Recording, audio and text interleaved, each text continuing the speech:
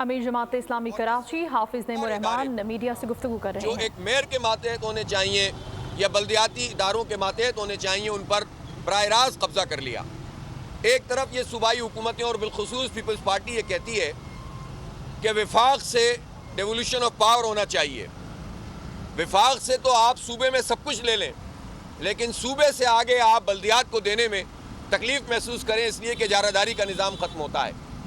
تو اس لیے عید الاضحیٰ کے اس پورے آپریشن سے ایک بات بہت اچھی طرح واضح ہو گئی کہ اگر یہ نظام بلدیات کے تحت ہوتا تو ہمارے پاس جو ٹاؤن کے چیئرمین، وائس چیئرمین اور یو سیز ہیں جو تجربہ بھی رکھتے ہیں، یہ زیادہ بہتر طریقے سے صفائی ستھرائی کے اس نظام کو بناتے۔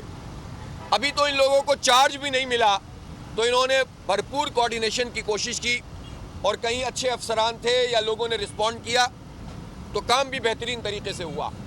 لیکن بحیثیت مجموعی پورے نظام کا مسئلہ ہے کہ زیادہ تر شہر میں یہ ہوا ہے کہ جو وعدے کیے گئے تھے سندھ سالڈ ویسٹ مینجمنٹ کی طرف سے کہ گاڑیاں دی جائیں گی، سزوکیاں دی جائیں گی، بڑی گاڑیاں جو ہیں وہ بڑے آفلز کو ہٹائیں گی، ان میں بے انتہا کمی رہی۔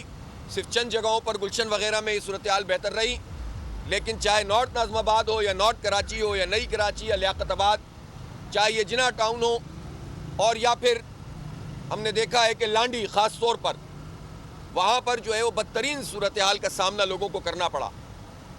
اور ایک اور مسئلہ یہ پیش آیا کہ اب تو صوبائی حکومت، بلدیات اور وفاقی حکومت تینوں پیپلز پارٹی کی ہیں، لیکن جہاں جہاں پر یہ علائشیں پڑی ہوتی تھیں وہاں پر جتھوں کی صورت میں لوگ آتے تھے، کوئی لا اینڈ آرڈر کو مینٹین نہیں کیا گیا، کوئی پولیس کو نہیں لگایا گیا وعدے کے مطابق، اور انہوں نے ان اوجڑیوں کو کاٹنا شروع کیا اور اس کے بٹوے نکالنے شروع کیے، اور اس کے نتیجے میں تعفن پھیلنا شروع ہو گیا۔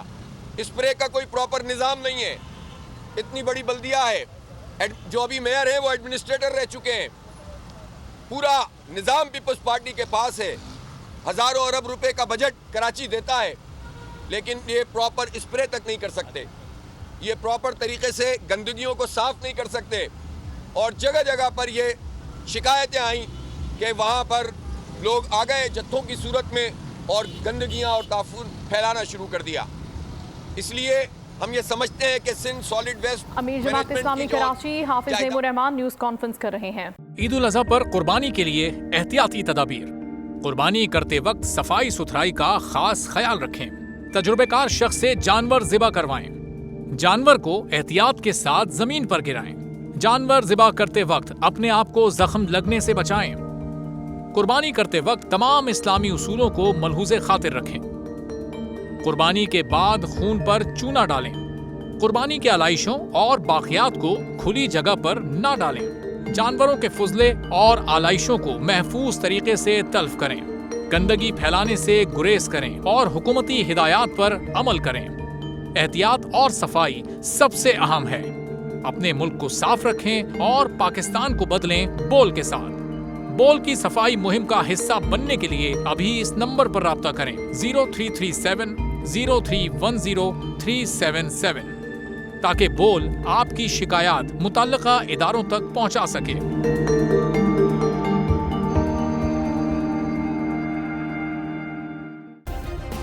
سبسکرائب کریں اور بیل دبائیں تاکہ کوئی خبر رہ نہ جائے۔